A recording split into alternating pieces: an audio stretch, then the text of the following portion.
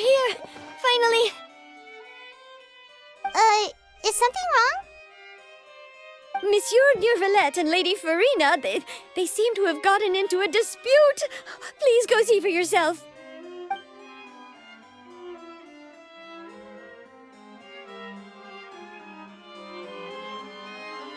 Like I said, I've already explained everything. And yet the problem has not been properly solved. There is little space for excuses between us. It is not my intention to offend you, but please, tell me where you stand. You are the Hydro Archon Focalor, are you not? Look at this. This is a list of the victims from the recent Poisson incident.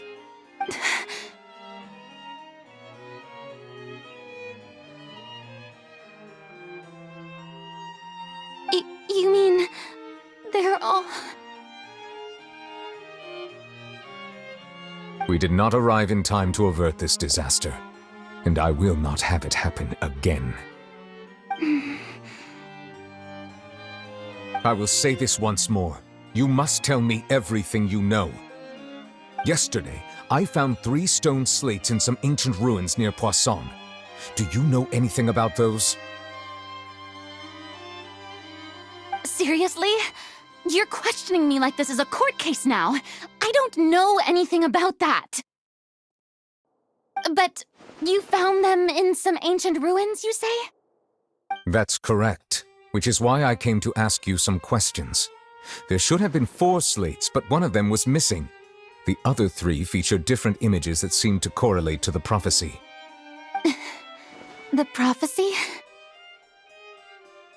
The second of these slates depicts the previous Hydro Archon Egeria kneeling before a floating island in the sky, as if confessing something. Do you know nothing of this either? I don't. I've never seen such slates. I'll ask you again. Do you really have no information regarding the previous Archon? My deciphering of the slates indicates that the Hydro Archon Egeria once had to confess to, or apologize for, a certain sin. If anyone would know about it, it should be you. All gods don't have the same secrets, you know. She was herself and I'm me. Is it really so strange that I know nothing? I understand your concerns, but I'm sorry. I just don't have anything to tell you. Forgive me for saying this now, Lady Farina, but I have long known of your various secret investigations into certain matters. There are several indications that you have been investigating the prophecy on the sly. This is not strange in itself, considering that you are the Hydro Archon. But it is strange that you should also claim to not know any of Egeria's secrets, as well as do nothing following your inquiries. You have never been as superficial as you have presented yourself to be, nor are you a fool. And yet, your behavior is very inconsistent.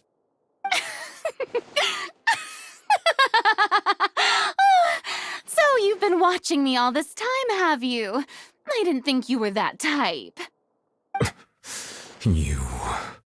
Well, since you know about my secret investigations, then you should know I'm actually working to take care of it. There's no point questioning or suspecting me. You're the Eudix, but you're still my subordinate. You should be following my lead. Just trust in me, you're Archon, and do as I say. Never mind whether you can truly convince yourself to or not. It'll all turn out fine. That's all I have to say. We do not discuss this matter again. Oh, the opera's about to start. Toodles!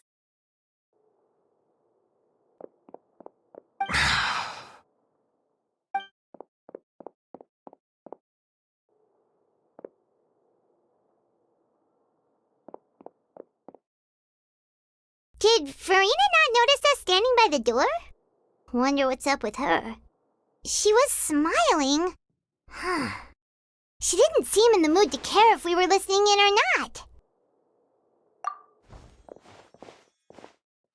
I assume you've been outside for a while now?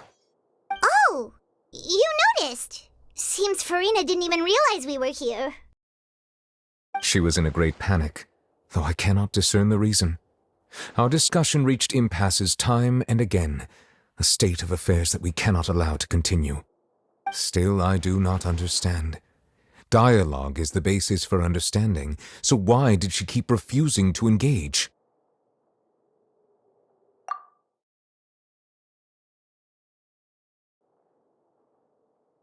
Everyone in her inner circle has noticed that she is hiding some secret. The issue is her attitude. I fear that she will not reveal anything unless absolutely forced to. We may have to create a situation in which she will have no choice but to speak. Oh? Like what? Normally, people will only reveal the truth when standing trial. Perhaps we must have the Hydro Archon experience just such a scenario. But Farina's seen so many trials, and she's really good at dodging questions. How do we make sure that she won't just slip away at the first chance she gets? We will need to consider this thoroughly, join forces with various parties, and then do what we can.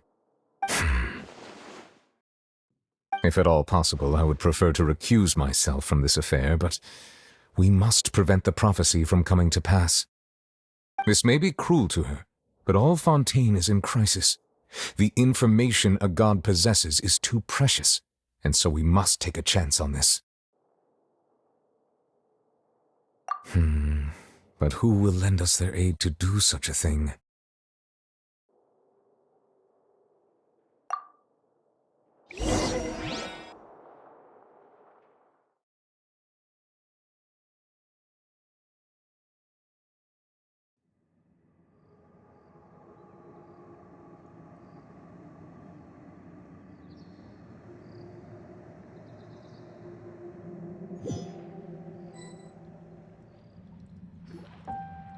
Well, that's everyone, huh?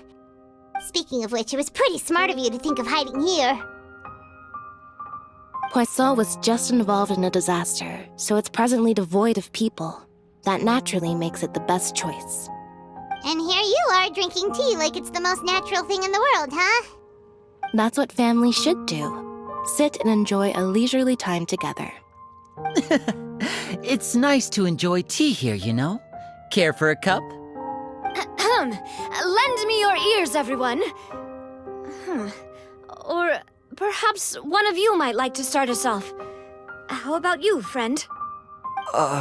Me? No, I don't think I can. Then, how about you, good sir? I fear that I will cause the mood on this boat to become as somber as it is in court. Well then, I guess we're lucky we've got a local like me to organize things. Wonderful, the spotlight at last. I guess I'll be facilitating things from here. That was a little long-winded, don't you think? Oh, you might be right. Anyway, to cut to the chase, our friend here, the Traveler, has brought us together to discuss something. As for what that is, well, let's start by saying that we'll be pooling our efforts together to create a series of traps. Oh, how intriguing. Well, it's just an expression, really. One that I just learned from Chlorand, and used on the spot. So, let's invite her to explain in detail. A round of applause, please.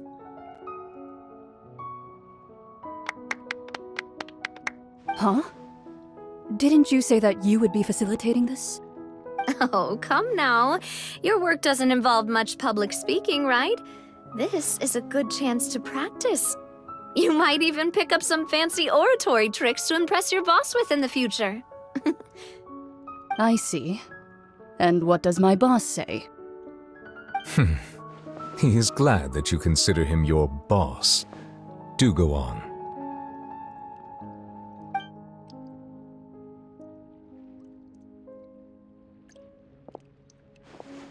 In that case, do any of you have experience hunting? Not that I recall. Fremine and I once used a wooden stick in a basket to catch wild rabbits when we were younger. As for Lynette, Oh, right. You were sick that day, weren't you? I've also gone diving to catch some fish before. Does that count? I'm afraid not. You may or may not have heard, but Fontaine once played host to a group known as the Marechaussee Hunters. Though that was their name, they did not hunt animals, but rather various monsters left behind by the ancient dynasty of King Remus. Today, Fontaine's monster population has already thinned greatly, so the hunters have blended back into society, taking up arms in other lines of work. They even left a unique methodology of hunting in their wake. A trap comprises of the following components: bait, a trigger, and a containment device. Sometimes a lethal implement will also be necessary to deal with the prey. So, if we were to build a trap together, right now, what would you choose to build it with? For me, I would prefer something basket-shaped. Pigeons and rabbits will see the bait and naturally enter the snare. Our line of work requires a deft hand, and we're some of the best in the industry, so you can count on our techniques. You used some of those techniques while moving the people of Poisson, didn't you? My subordinates mentioned that you even performed some magic for the bawling children. Yes, and I even managed to gather some intelligence in the meantime. I'm quite the multitasker if I do say so myself. I'm afraid I can't claim that as my strong suit. I prefer more stable methods, like placing bait in the water and waiting for the fish to come within reach. That's the kind of method I would count on. Calm and steady. Exactly the kind of person who would catch loads of fish. And I can be their assistant. With discretion, I'm sure. I'd probably use some sort of mechanical animal. Papa once bought me some small clockwork squirrels, mice, and such. When placed in the forest, they can attract others of their kind. I remember that you liked those too, didn't you? I did. And that would be a good way to go about it. If they're realistic enough, animals of the same kind will follow them all the way to the trap. What about you, Monsieur Neuvillette? I fear I do not have any related experience. That makes sense. You usually solve problems directly, without the use of any such tricks. But I do have one more question for you, Monsieur. If we were to create a trap now, how would you design it? I would like for it to be effective, but bring no harm to the prey. A more gentle trap would be ideal. Kind, as always. However, our intention doesn't necessarily change the containment device and the type of implement we need. If we wanted to kill the prey in one strike, we would need a powerful implement. However, that also goes for prey that must be captured and safely contained. Wait, why's that?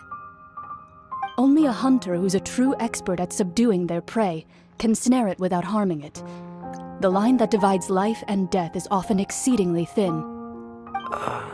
So are we going hunting together? We hadn't thought of seeing ourselves as hunters. It kinda works, but maybe it's still not the best metaphor. If our means of capturing and dealing with our prey is to put them on trial, then the hunting metaphor is actually quite accurate. But we shall require much more courage than any hunter to judge a god, a being whose seat is an exalted throne. Oh, so that's what's going on. Sounds very interesting.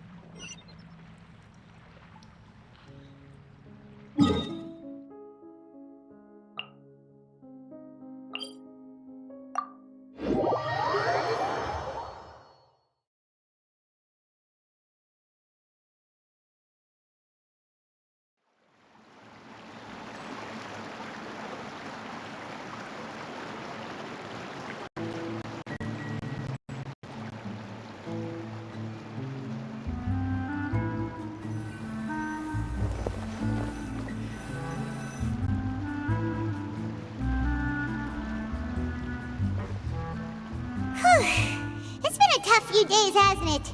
So much has been happening.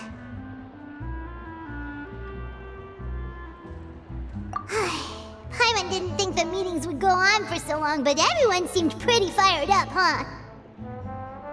Paimon thought they'd be at least a little frightened. Well, Fremine was, now that Paimon thinks about it, but everyone else just looked a little surprised.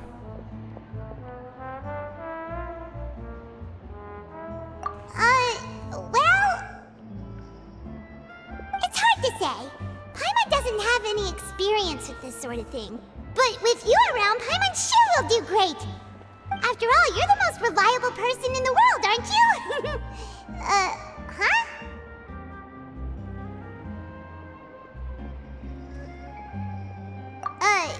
Did you just pour some tea? Paimon didn't notice you doing that at all. Then what's that? Paimon's never seen that cup before. Don't be frightened. I'm just joining you two for tea. I merely refrained from saying anything till now. Who's that voice? But there's no one here. Ah, have you forgotten me already? Wait, you are familiar. You're the voice we heard from the sky in Sumeru. The voice from the sky, I fear that description is wrong. Though, not completely wrong. You're feeling lost now, just as you were feeling previously. I sensed that confusion and thus came to you. Guiding people is an irresistible hobby of mine, after all.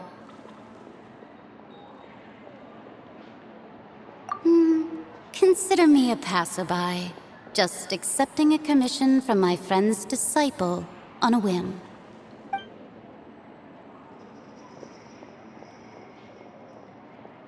The prophecy. Yes, what has been prophesied will be fulfilled.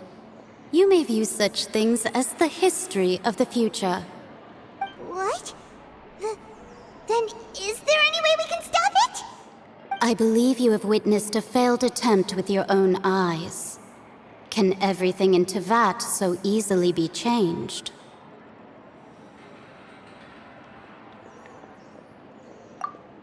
Ah, so you've caught on. Just as prophecies are usually only the future as seen from the perspectives of the gods, could things be happening in hidden corners where the gods' gaze does not fall? Are the things that you shall see different from the fate that the gods perceive?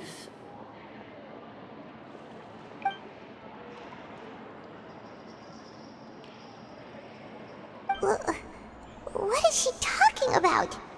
It all sounds really impressive and important and stuff, but it also sounds kind of scary.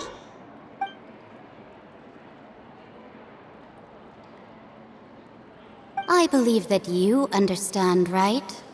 Some things are insignificant, but others you must reach out to change. Ultimately, fate shall serve as your only guide, no matter what will happen in Teyvat's future. All you need to do is to play your part. This was good tea, by the way. Thank you for your hospitality. Well, that'll be all for today. The voice. It's gone. What?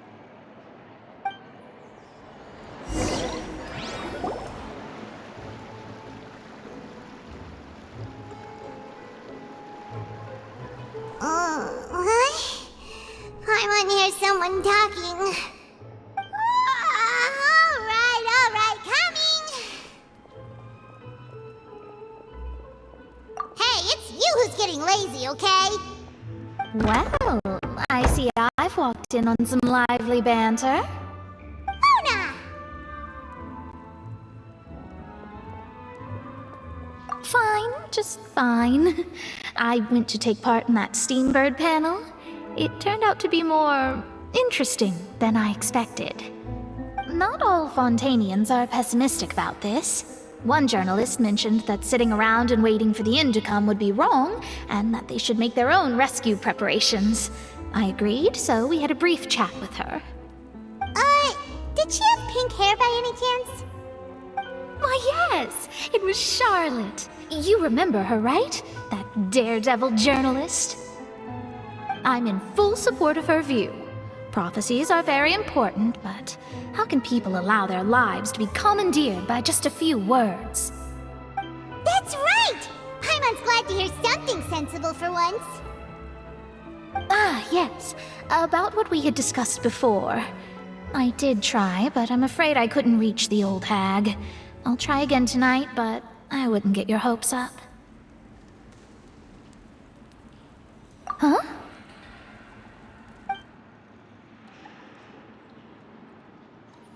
Goodness gracious. Are you serious? She said that even the god's gaze has blind spots. Pretty bold if you ask Paimon.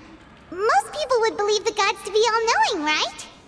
The Hexen Circle members are certainly anything but ordinary. As for the mage named N, the old hag has mentioned her a few times.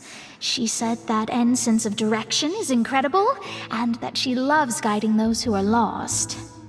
But I've never met her, and if she were still alive, she'd be... well, suffice it to say that the hag's at least a few hundred now, and N's been around for longer than that. Whoa. The Hexen Circle sounds like a scary group. But they must really stay in shape to live so long. Their abilities alone are pretty terrifying. If she came to see you personally, then the problem you're facing must truly be of great importance. Well, it's not like Paimon could understand anything she said. Yes, she was quite cryptic, but I suspect she means that there is still a way to turn things around. She didn't say when or what that would be, though, so... perhaps it is something that you cannot know right now.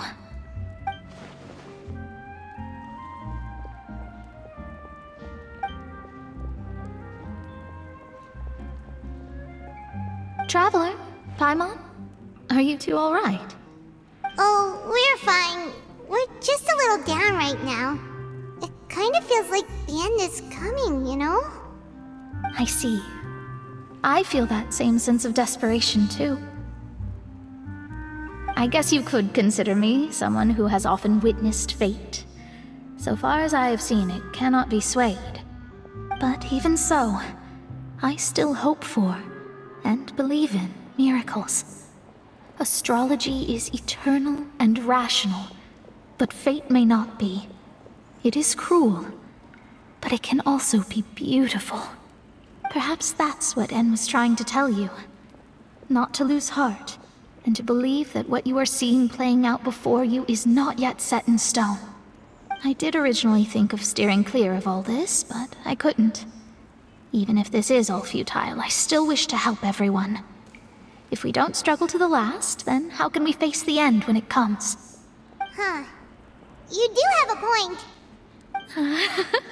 There I go, talking about astrological principles again.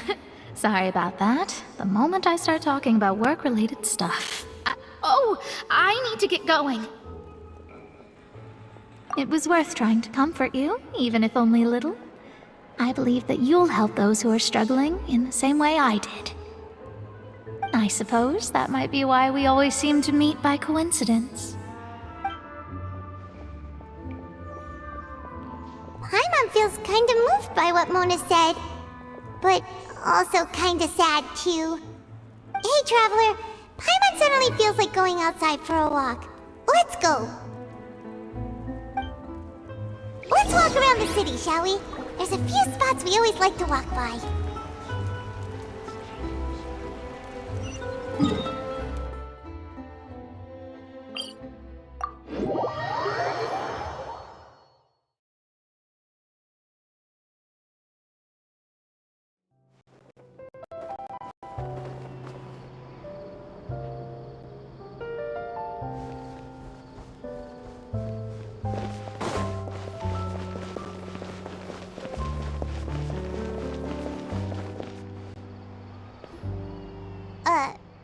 Huh? things are written in this newspaper. What's going on?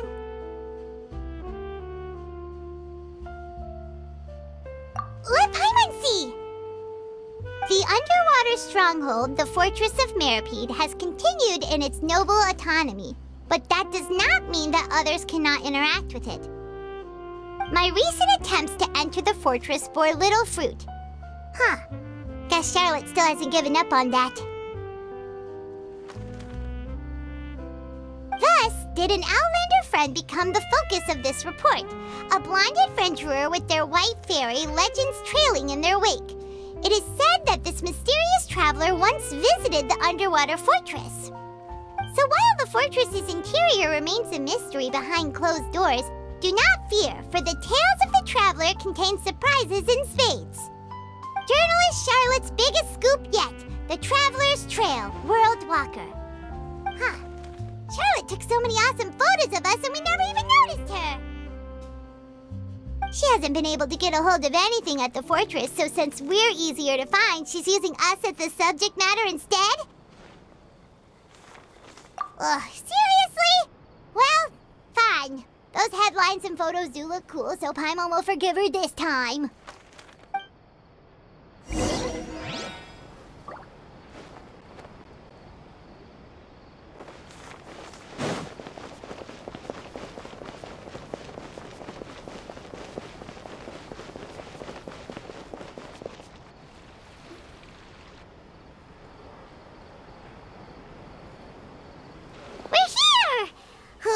Paimon's hungry. Should we go in and get something to eat?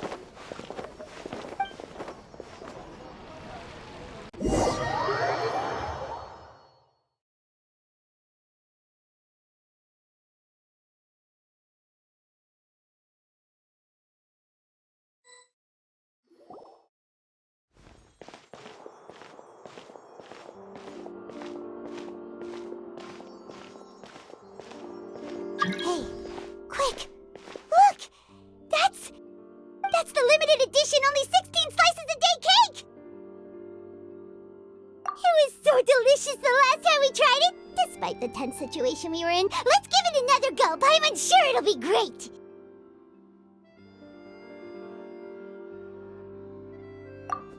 One slice of cake, please. Someone showed up after all!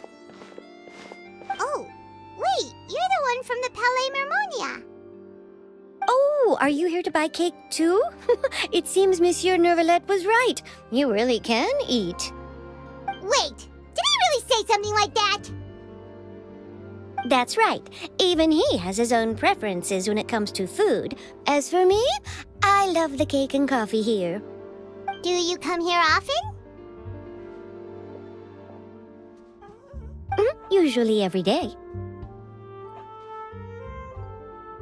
Every day? It's part of my daily schedule, apart from work. I shall have my cake and coffee. Then what if someone told you one day that this place would be closing soon, and you wouldn't get to eat cake here anymore? What would you think? But why would it close? Well, Paimon doesn't know either, but maybe the waters will rise tomorrow. You know, like in the prophecy. Oh, the prophecy. To be honest, I haven't paid much attention to that. No, still, even if there'd be no more cake tomorrow, that wouldn't keep me from having some today. No, it's the same for eating in general. You might not be able to eat tomorrow, but if you can do so today, then you should carry on. That's what people call living, you know. Huh. Don't be sad. Excuse me, could I have 2 more slices of cake to go? These 2 slices are for you. Sijuin said that this kind of expression you're making is what humans call being sad. Oh, you know Sijuin? I sure do. She was born before me, and she sometimes comes to the surface to teach us things about humans. She said that humans are creatures that are saddened easily, yes, and you can only lift their spirits by feeding them delicious food. So please try the cakes here. I've got something else to do, so I'll be going now. You two try to stay in a good mood after eating, all right? Bye.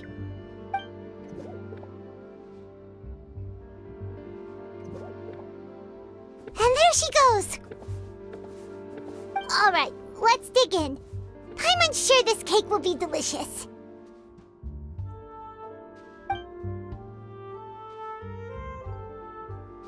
It's more delicious than last time, and the flavor gets even better with a sip of tea. It sure would be nice if we could come again tomorrow. Sure would be nice if we could always eat delicious food here.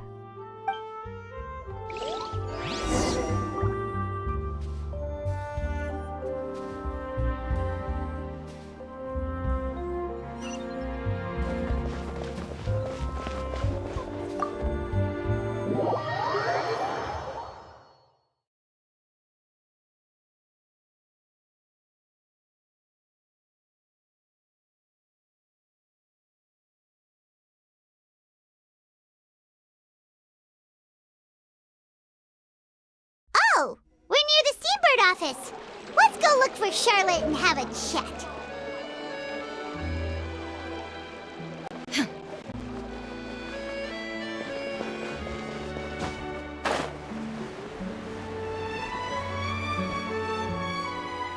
Wow! If it isn't the Traveler and Paimon! Oh, have you seen the article I wrote about you? Ha! You've got some nerve! You just used us to make some quick mora! Oh, you needn't worry about that. I heard that you were in Poisson some time back, so I sent you a letter to discuss just that. It appears you didn't receive it, though. It's all right, though. I've set aside the amount intended for you. I've even set the table with some food. Really? Oh, you're the best! You're almost a little too easy to win over, Paimon. If I were a journalist with ulterior motives, you'd be in trouble now, you know. Oh, Paimon knows you're not like that. Still, what brings you here all of a sudden? Were you looking for me? When Mona mentioned you, we thought of coming to see you at work.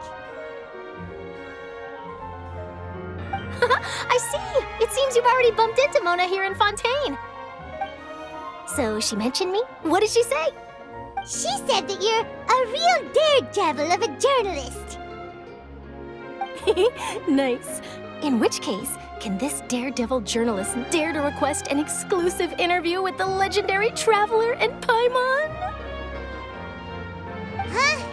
So your article in the paper today doesn't count? Oh, of course it doesn't. That was more like live photography. What I'd like to do is dive deeper and ask you to talk about the things you've seen and experienced. Yeah, are we even qualified enough? Why not? If I say you're worth an interview, then you're worth it. But not right now, of course. I'll need a few days to prepare. Oh, in that case, we'll just chat when you have the time then? Oh, so that's a yes? Ooh, splendid! I'll tell the editor-in-chief immediately. I'll have to apply for lighting, a venue, some props, and... Whew, so much to get done now. Talk to you later. Wait, Charlotte, Paimon's still got a question for you. And what's that? If, just for example, Fontaine were to be flooded tomorrow, what would you do today? Huh, that's the prophecy you're talking about, isn't it? I mean, I do hear about it often, but I've never once thought that the day could be tomorrow. If you're seriously asking, then I might try and think of a way to leave Fontaine. Oh, but I'm still a journalist first and foremost. That means I have a duty to be reporting from the scene. And secondly, I wouldn't forsake my homeland that easily. From what I've seen, most people don't know what they'd do should the worst come to pass. In truth, it might be better just to behave like normal rather than worry over such an end. So in all likelihood, I'd probably still be prepping at the office for that interview of ours. I know what you're thinking. That sounds a bit sad, but I've always believed that it's best to do what you enjoy. Just think about it. If this nation really were to be suddenly destroyed tomorrow, but I still successfully finish an exclusive interview with a truly unique person, then the story I would wind up writing would truly be timeless. And then do you know what I'd do? Well, I'd write that story, send it for printing, and use messenger pigeons to get copies out to the various nations as soon as possible. I'm not a dreamer, nor am I a workaholic, but I do love my job, and I'd be proud of leaving such an article behind. I guess you could say that I was born to be a journalist. But anyway, that's my answer. And on that note, I'll get back to my preparations. That's so nice. All of a sudden, Paimon actually kinda envies her. Anyway, let's go and take a look at the sea, shall we?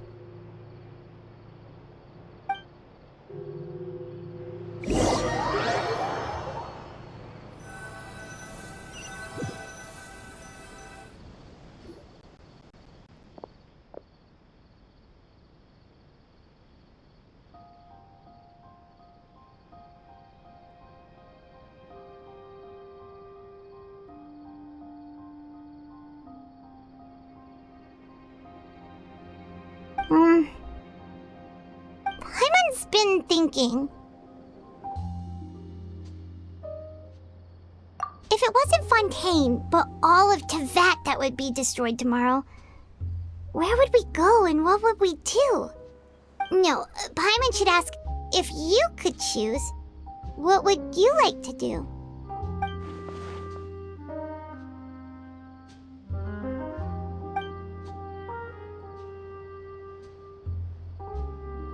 We've always been moving to the next destination, so we haven't spent much time thinking about these kinds of things. We didn't have to either, with us always being on the road and whatnot. You mean, still traveling?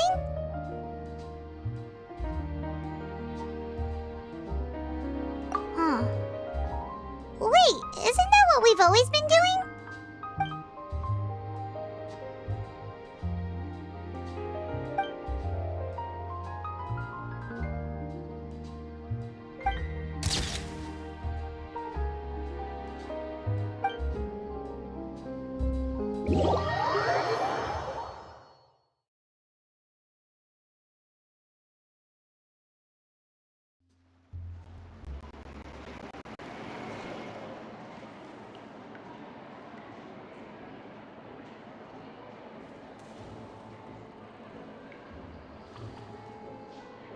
But it's still better than the Fortress of Miropede, that's for sure. It's not only damp there, but salty too. So the two of you are still here. Wonderful. Oh, you're from the Palais Mermonia, aren't you? Yes, I'm Isadora. Monsieur Nervillet sent me to look for you two before. I heard that afterward you went to the Fortress of Miropede.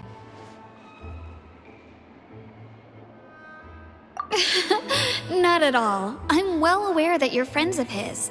Actually, I'm here to pass along a message from him. Yes, inside the Opera House. The Maréchaussée Phantom has declared the incident a small-scale riot. A riot? Well, that said, I don't personally think it was that serious. Lady Farina was watching a performance at the Opera House, and while she was resting during an intermission, some other audience members suddenly started harassing her, loudly accusing her of doing nothing about the prophecy crisis. And before she could respond, others started to join in. The crowd continued to grow, and protests against the Hydro Archon started to break out. So people have started to put the blame on Farina. Guess they finally found an outlet for the pressure they've been under due to the prophecy. I agree. People will naturally rely on gods, as is customary. But the moment people feel threatened, gods are also the first to be blamed. So what happened after that? Is Farina okay? Seeing that the situation was spiraling out of control and that further argument was pointless, she claimed that she'd gotten tired of this and left in a hurry. The Maréchaussée Phantom had their hands full maintaining order and did not catch where Lady Farina had gone. Only when things had stabilized did we realize that she had gone missing.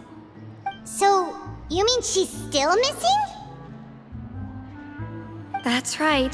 The Maréchaussée has dispatched many people to search for her, but we don't have any leads yet.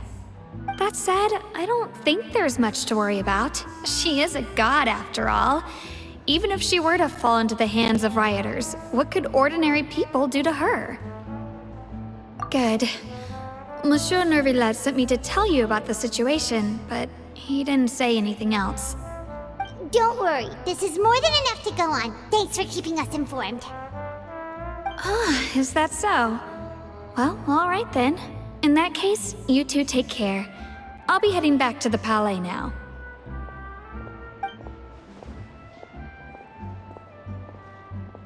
Well, sounds like we should hurry over to Poisson then. If we know Farina, she won't try to fix things in this situation. Instead, she'll look for a place to wait out the heat.